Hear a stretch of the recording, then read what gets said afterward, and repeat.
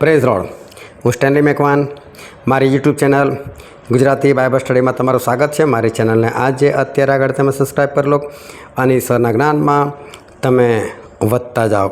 પ્રભુ શું એવું કહે છે કે જે તારું છે, જે તને મળ્યું છે તેને તું વળગી રહે. વળગી રહેવું એટલે શું? તમે કદી વાંદરાઓને જોયા હશે. આ વાંદરાઓ એક બિલ્ડિંગ પરથી બીજી બિલ્ડિંગ પર બિંદાસથી જમ્પ લગાવે, એક ઝાડ પરથી બીજા ઝાડ પર, અને લાંબા લાંબા કૂદકા એ લોકો મારે. અને ઘણી વખત શું હોય છે કે એ વાંદરા કે વાંદરીના પેટે એક બચ્ચું ચોંટેલું હોય છે.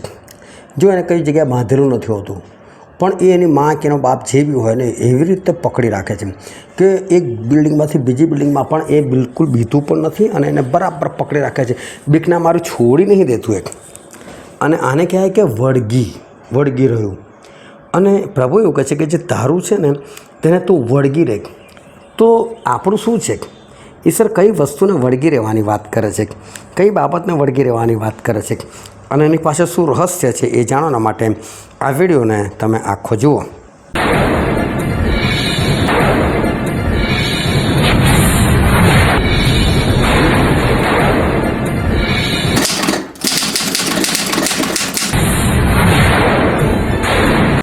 આજે છે 26 મે 2026ની સાલ, અને વોટ્સએપ પર જે રોજે 10 સવાલ પૂછવામાં આવે છે તેનો આ વિડીયો છે. અને આજનો સૌથી પહેલો પ્રશ્ન છે, હું તારી વિપત્તિ તથા તારી દરિદ્રતા જાણું છું, તો પણ કોણ ધનવાન છે? અને એનો જવાબ છે ડી, સ્મુર્નામાંની મંડળી. એટલે કે તું ગરીબ છે કે છે, તારી દરિદ્રતા હું જાણું છું, પણ પ્રભુ કહે છે તે છતાં તું તો ધનવાન છે કે છે. હવે કેવી રીતે ધનવાન છે અને કેવી રીતે ગરીબ છે? તો સાંસારિક રીતે ગરીબ છે, દરિદ્ર છે, એની પાસે કદાચ પૈસા ઓછા છે, સંપત્તિ ઓછી છે. આ મંડળી એવી છે કે જે સાંસારિક રીતે ગરીબ છે, એની પાસે કદાચ બહુ બધા લોકો નથી. ને આજે આવી ગામડાઓની અંદર તમને ઢગલો મંડળીઓ મળશે, આદિવાસી વિસ્તારની અંદર તમને આવી ઢગલો મંડળીઓ મળશે જેમની પાસે પોતાનું સારું ચર્ચ નથી, જેમની પાસે બેસવાના માટે કોઈ બેન્ચીસ નથી કે સારી ખુરશીઓ નથી, કે લોકોની પાસે કોઈ પુલપીટ નથી, એવું કશું જ નથી. પણ તે છતાં તમે જુઓ ને તો એ લોકો જોરદાર રીતે ચાલે છે. અને શહેરની અંદર તમે જુઓ મોટા મોટા ચર્ચ, એ લોકો બૂટ ચંપલ કશું કાઢવાનું નહીં, બિંદાસથી અંદર જવાનું, પગ પર પગ ચડાવીને બેસવાનું, ઈશ્વરની હાજરીમાં કેવી રીતે બેસવાનું એ લોકોને નથી ખબર. આ ઈશ્વર શું છે એ નથી ખબર, એમની આરાધના કઈ રીતે કરવી ખબર નથી. પેલા લોકો કલાક ઊભા રહીને આરાધના કરી શકે છે, હાથ ઊંચા રાખીને આરાધના કરી શકે છે, ઘૂંટણ પર બેસીને પ્રાર્થના કરી શકે છે. અને શહેરના ચર્ચોની અંદર આ બધું જોવા નથી મળતું. હા, એની અંદર તો આ બધું કશું નહીં. કોઈ હાથ ઊંચા કરે તો એ વિચિત્ર નજર જો, આ હાથ ઊંચા કરે, કોઈ તાળી પાડતો તો એની તરફ જોવા, કોઈ તાળીઓ પાડનાર કોણ આવી ગયો? કેમ કે લોકોને આરાધના શું છે એ કશું ખબર નથી. આત્માના સત્યતાથી આરાધના કરવી એ કશું જ એ લોકોને ખબર નથી. તો પ્રભુ શું એ ગરીબ મંડળીઓને એવું કહે છે કે ભલે તમે ગરીબ લોકો છો, પણ હું તમને એવું કહું છું કે તમે ધનવાન છો. તો એ મંડળીઓ છે ગરીબ, નાણાકીય રીતે. લોકોની પાસે પોતાનું સારું ચર્ચ નથી, પાકું ચર્ચ નથી, એવી કોઈ ટાઇલ્સ નથી, પુલપીટ નથી, વાજિંત્રો નથી લોકોની પાસે, પણ છતાં લોકો જે આત્માથી અને સત્યતાથી જે ઈશ્વરનું ભજન કરી શકે છે, અને ત્યાં ઈશ્વરનો આત્મા જે રીતે મંડરાય છે, અને જે રીતે સાદાપણો મળે છે, અને જે રીતે લોકો આઝાદ થાય છે, અને જે રીતે લોકો છુટકારો મેળવે છે, અને જે રીતે આકાશના રાજાના લોકો વારસદાર બને છે, એ મંડળી જે વૃદ્ધિ પામે છે, એને જોઈને પ્રભુ શું કહે છે કે છતાં તું ધનવાન છે કે છે. જ્યારે આ બધું શહેરની મંડળીઓમાં જોવા નથી મળતું, અને ત્યાં તો પાળક કોણ ને ઘેટા કોણ એ જ નથી ખબર પડતી. હું બીજા કોઈની મારી વાત કરું, મારી 2016 સુધી હું ફતેગંજ વિસ્તારમાં રહેતો હતો વડોદરાની અંદર, અને મારી નજીક જ મારું ચર્ચ સેન્ટનરી મેથોડિસ્ટ ચર્ચ. અને એ સમય દરમિયાન પણ કદી પાસ્ટર મારા ઘરે આવીને મારી મુલાકાત લીધી હોય એવું મને યાદ નથી. અને કદાચ લીધી હશે તો 2 કે 4 વાર કદાચ કોઈ પાસ્ટર નવો આવ્યા હશે, અને કારભારી કદાચ એને લઈને આવ્યા હશે તો. અને ઈશ્વર મારો ઉપયોગ કરવા લાગ્યા 2001થી, અને 2016થી એ જગ્યા મેં છોડી. એટલે હવે હું એ સેન્ટેનરી ચર્ચની અંદર જઈ નથી શકતો. અને છતાં એટલા બધા પાસ્ટરો આવીને ગયા, પરંતુ કોઈએ પણ આ ઘેટાને શોધવાનો પ્રયત્ન નથી કર્યો કે આ કઈ જગ્યાએ રહે છે, લાવ આપણે જઈએ. અને દર મહિને મારું દાન નિયમિત આજે પણ જાય છે, પણ છતાં કોઈ શોધવા આવતું નથી કે ભાઈ તમે શું કરો છો, કંઈ કરો છો. અને ઉપરથી નિંદાઓ ખરી. એણે તો અલગ સેવા શરૂ કરેલી છે ને ફલાણું. અલા તો અલગ સેવા કરી તો તમને આનંદ થવો જોઈએ. તમારે એવું કહેવું જોઈએ કે આવો અમારા ચર્ચમાં, તમે આપણા ચર્ચને છોડીને તમે બહાર બધાને બચાવવા જાઓ તો આપણા ચર્ચવાળાને તો બચાવો. અમે તમને અઠવાડિયામાં એકાદ મિટિંગ તમને આપીએ કે ચલો મહિનામાં એક વખત તમને સંદેશો આપે, પણ નહીં. એ વસ્તુ એ બનતી નથી. એ લોકોને કોઈ જરૂર નથી. 4-5 વર્ષ એ લોકોની બદલી થઈ જાય છે, ફરી બીજે જતા રહે છે. એટલે આની અંદર જે ખરેખર ઈશ્વરનો આત્મા હોવો જોઈએ ને, એ ઈશ્વરનો આત્મા કંઈ દેખાતો નથી. અને એટલે બધી નરી સમસ્યાઓ છે, એટલે જ કોર્ટ કેસો છે, એટલે જ જમીનો વેચવાની વાતો છે, એટલે જ પાસ્ટરોની અંદર લાંચ રૂશ્વત છે, વ્યભિચારો છે, અને એ બધા ફાલતુ મ્યુઝિકની ઉપર ડાન્સ ને ગરબા ને આ બધું ચાલે છે. અને ભયંકર વાતો છે, બધી મારે કરવી નથી. પરંતુ હું શું કહું કે આ જે માલદાર બનીને બેઠેલા છે ચર્ચ, એ લોકોની પરિસ્થિતિ આવી છે. પરંતુ ઈશ્વર એવી ગરીબ મંડળીઓને કહે છે જેની પાસે કશું નથી, પણ પ્રભુ કહે છતાં તું ધનવાન છે, કારણ કે તારી પાસે આત્મા છે. પછીનો પ્રશ્ન છે બીજો, ઈસુ ખ્રિસ્તનું પ્રકટીકરણ જે પોતાના સેવકોને કહી બતાવવા સારું દેવે કોને આપ્યું? ઘણા બધા લોકો આ બાબતની અંદર માર ખાઈ ગયા કે પ્રભુ ઈસુ ખ્રિસ્તનું પ્રકટીકરણ પોતાના સેવકોને કહી બતાવવા સારું દેવે કોણ આપ્યું છે?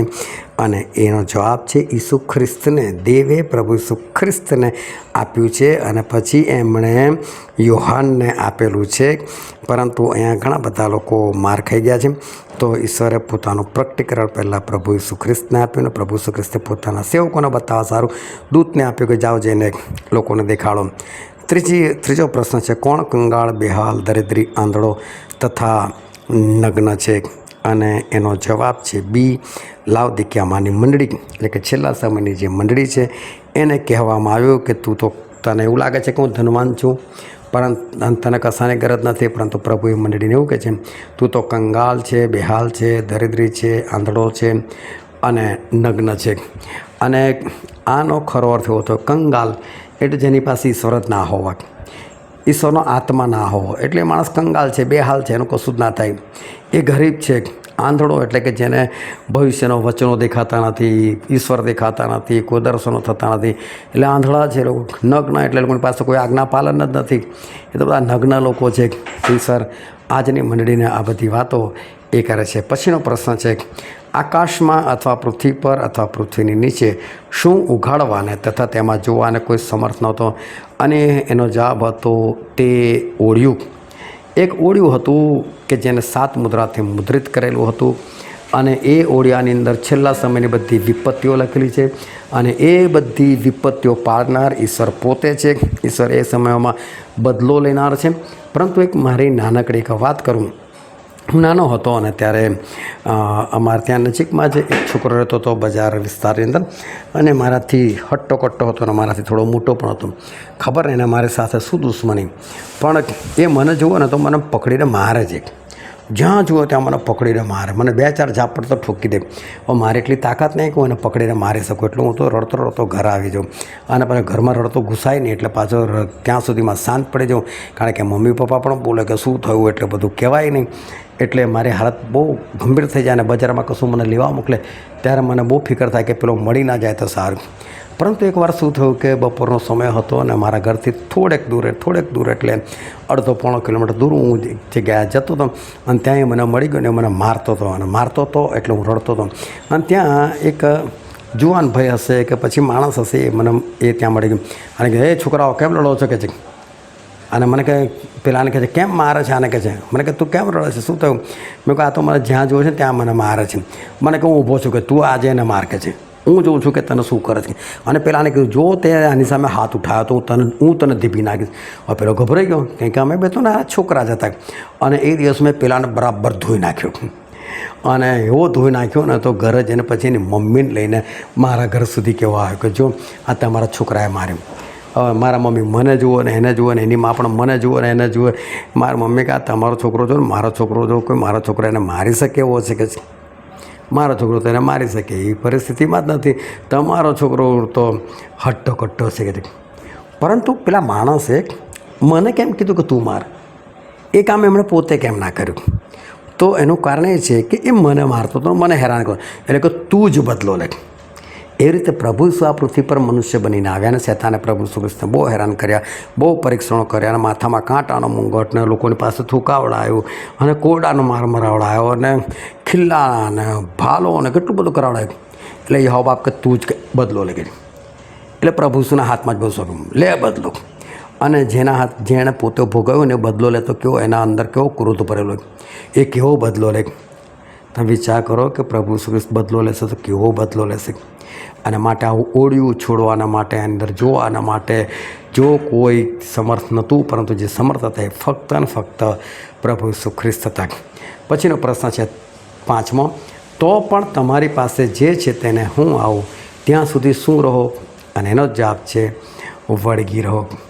આ 2 અધ્યાયની 25મી કલમની અંદર છે.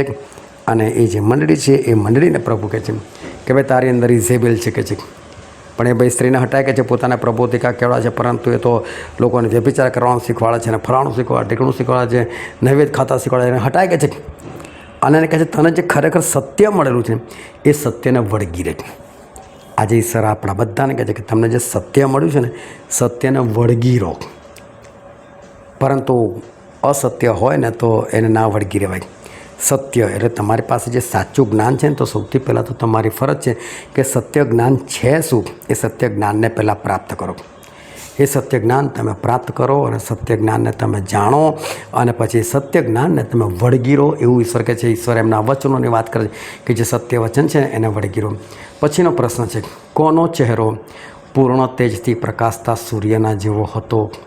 અને એનો જવાબ છે સી, મનુષ્ય પુત્ર જેવા એકનો. એટલે કે કોનો ચહેરો પૂર્ણ તેજથી પ્રકાશતા સૂર્ય જો, એ પ્રભુ ઈસુ ખ્રિસ્તની વાત કરેલી છે. અને પ્રભુ ઈસુ ખ્રિસ્તનો ચહેરો પૂર્ણ તેજથી પ્રકાશતા સૂરજના જેવો. એટલે ઉનાળાની અંદર લગભગ 1:30-2 વાગે સૂરજ કેવો દેખાય. તમે સૂરજની વાત છોડો, સૂરજની આસપાસનો કેટલો મોટો વિસ્તાર છે ને એ તમે જોઈ જ ના શકો. બાય ચાન્સ તમે બહુ હિંમત રાખીને સૂરજ બાદ જોવા જાઓ ને 1 સેકન્ડ પણ ના જોઈ શકો. 1 સેકન્ડના અમુક ભાગમાં તમે ફરી પાછી નજર ફેરવી દો અને તોય તમને અંધારું અંધારું લાગે 2-5 સેકન્ડ તો. અને પ્રભુ ઈસુનો ચહેરો પૂર્ણ તેજથી પ્રકાશતા સૂરજ જેવો છે. આ હકીકત છે, આ હકીકત છે. અને એવા જ આપણા પ્રભુ ઈસુ ખ્રિસ્ત છે. અને એમના સ્વરૂપને એમની પ્રતિમામાં માણસે બનાવે. એટલે માણસની અંદર છે ને આ એનું શરીર જે છે ને એ પ્રકાશતું હતું. એટલે લખેલું છે કે આદમ અને હવા નગ્ન હતા, પરંતુ તે લોકો લાજતા નહોતા, કારણ કે કપડાની જરૂર જ નહીં. એ લોકોના શરીરમાંથી એટલી બધી રોશની નીકળતી હતી કે એ લોકોને એ રોશની જ દેખાતી હતી. એ લોકોના શરીરના અંગો કંઈ નહોતા દેખાતા. એવા એ લોકો પ્રકાશમય હતા. પરંતુ પેલું પાપ કર્યું એટલે પ્રકાશ જતો રહે ને ત્યારે ખબર પડે આપણે તો નાગા છે. ત્યારે લોકોને ખબર પડે કે આપણી પાસે તો વસ્ત્ર નથી. એટલે ઈશ્વર જે છે ને એ તો પૂર્ણ તેજથી પ્રકાશતા સૂરજ જેવો તો ફક્ત એમનો ચહેરો છે. તો એમના હાથ કહી ગયા અને પગ કહી ગયા અને માથું કહી ગયું, છાતી કહી ગયું, પેટ કહી ગયા. તો વિચારો તમે એ કેટલા બધા સૂરજ ભેગા કરે એટલા બધા પ્રકાશમાન છે. યાકૂબના પત્રમાં લખેલું છે 1:17 અંદર કે પ્રભુના પ્રકાશની અંદર તમે આવો ને તો એમનો પ્રકાશ તમને વિંધીને પહેલે પાર નીકળી જાય, તમારો પડછાયો સુદ્ધા ના પડે. એવા પ્રભુ ઈસુ ખ્રિસ્ત મહાન છે. પછીનો પ્રશ્ન છે કોણ ભૂંડા માણસને સહન કરી શકતો નથી? અને એનો જવાબ છે એફેસસમાંની મંડળી, જે સૌથી પહેલો પત્ર લખવામાં આવ્યો. એને કહે છે કે તું ભૂંડા માણસને સહન નથી કરી શકતો, એટલે તને આ બધું નથી ગમતું. પણ ફરી એકવાર કોઈનો વાંક એક જ કાઢ્યો કે તે તારા પ્રથમના પ્રેમનો ત્યાગ કર્યો છે. તમે બધું સારું કરો પણ સાથે સાથે ઈશ્વર પ્રત્યેનો જે પ્રેમ છે ને એને તમે બિલકુલ ઓછો ના કરો. પછીનો પ્રશ્ન છે મેં તારા પર પ્રેમ રાખ્યો છે એવું કોણ જાણશે? અને એનો જવાબ છે શેતાનની સભામાંના. આમાં પણ અમુક લોકોનો પ્રોબ્લેમ થઈ ગયો, સમજ ફેર થઈ ગઈ અને ઘણા બધા લોકોએ એવો જવાબ લખી નાખ્યો એ યહૂદી. પણ તમે ધ્યાનથી વાંચશો તો તમને ખબર પડે કે શેતાનની સભામાંના લોકોની વાત કરી. શેતાનની સભામાંના એટલે કે જે લોકો પ્રભુ ઈસુ ખ્રિસ્તને ઓળખતા નથી, યોગ્ય રીતે ચાલતા નથી, એવા લોકો છે મંડળીમાં જ, પરંતુ પ્રભુ ઈસુ નથી ઓળખતા. એ લોકો બસ પ્રભુના નામે પછી ખોટી બધી વિધિઓ અને ખોટા વચનો અને બધા બર્થડે ઉજવો અને એ દરવાર કેવા જાહેર ખબરોનો રાફડો અને ક્રિસમસ ઉજવવી ને ગરબા ગાવા, જે પ્રભુ ઈસુ ખ્રિસ્તનું છે જ નહીં. આ બધી વાતોની અંદર જે લોકો પડેલા છે એ બધા ખરેખર શેતાનની સભામાંના થયા એ લોકો. અને એ લોકોને ખબર પડશે, કારણ કે મારો પણ વિરોધ કરનારા ઘણા બધા લોકો છે. ઘણા બધા પાસ્ટરો મારો વિરોધ કરે, પરંતુ કોઈ વખત છે ને એમની પાસે કોઈ જતું રહે કે ભાઈ આવો ને અમારા ઘરમાં દુષ્ટાત્માનો પ્રશ્ન થઈ ગયો છે, ભૂતકાળ, એ બધું અમારું કામ નહીં, અને તારે મારું આખું એડ્રેસ આપશે, જાઓ આ જગ્યા પર સ્ટેનલી મેકવાન્ડર છે ને એને તમે બોલાવો. તો ત્યારે કેમ મને બોલાવવાનું કહે છે? એ લોકોને ખબર છે કે ઈશ્વર એને તો પ્રેમ કરે જ છે. એટલે ઈશ્વરે કહેવા માગે ભલે તમારી ઇજ્જત કોઈ ના કરતું હોય, પરંતુ એ લોકોને ખબર તો પાડીશ જ કે મેં તારી પર પ્રેમ રાખેલો છે. એટલે એ લોકોને નમવું પડે છે. પછીનો પ્રશ્ન છે, કોણ વિપત્તિમાં તથા ઈસુના રાજ્ય તથા ધૈર્યમાં ભાગીદાર? અને એ છે યોહાન, જે પહેલાં અધ્યાયની 9મી કલમની અંદર લખેલું છે. તો યોહાન શું કહે છે કે વિપત્તિમાં તથા ઈસુના રાજ્ય તથા ધૈર્યમાં ભાગીદાર. આજે ઘણા બધા લોકો છે ને ઉલટું શીખવાડે છે કે વિપત્તિ તો આપણા માટે હોય, આપણે તો ઈશ્વરની કન્યા છે, શું વરરાજા કન્યાને મારીને લઈ જાય? એટલે ફાલતુ વિચારવાનું છોડો. તમે ઈશ્વરના છો ને એટલે જ તમને સતાવવામાં આવે છે. એટલે વિપત્તિકાળ તો આપણા માટે છે જ. રેપ્ચર જે છે એ એન્ટીક્રાઇસ્ટના રાજ્ય પછી જ છે, એની પહેલાં નથી. ખોટા શિક્ષણથી આપણે દૂર થવાની જરૂર છે. અને છેલ્લો પ્રશ્ન છે આજનો, કોણ નવું કીર્તન ગાતા કહે છે તું ઓળિયું લેવાને તથા તેની મુદ્રા તોડવાને યોગ્ય છે? અને એનો જવાબ છે 4 પ્રાણી તથા 24 વડીલો. જ્યારે પ્રભુ ઈસુ ખ્રિસ્તે એ ઓળિયું લીધું અને ત્યારે લોકો ખુશ થઈ ગયા એ લોકો, અને એ લોકોએ ગીત ગાતા ગાતા કહ્યું કે જે મગ્ન છે, જે ખુશ છે ને એ લોકો ગીત ગાય છે. બીજા બધા લોકો ગીત નથી ગાઈ શકતા, મગ્ન લોકો ગીત ગાય. અને એ લોકોએ કીર્તન ગાતા કહ્યું કે ખરેખર ભાઈ તમે એવા યોગ્ય તો નીકળ્યા. પ્રભુ ઈસુ ખ્રિસ્ત માટે કહેવામાં આવેલું છે. પરંતુ 4 પ્રાણી એનો ખુલાસો મેં પહેલાંના વિડીયોમાં કરેલો છે, 24 વડીલોનો પણ ખુલાસો મેં પહેલાં કર્યો છે. લોકો બધા પ્રભુ ઈસુ ખ્રિસ્તની આરાધના કરે છે. તો આ રીતે તમે ઈશ્વરના જ્ઞાનમાં તમે વધતા જાઓ, વિડીયો જોવાનું રાખો, બીજાને શેર કરવાનું રાખો. પ્રભુ તમને આશીર્વાદ આપે. આમેન.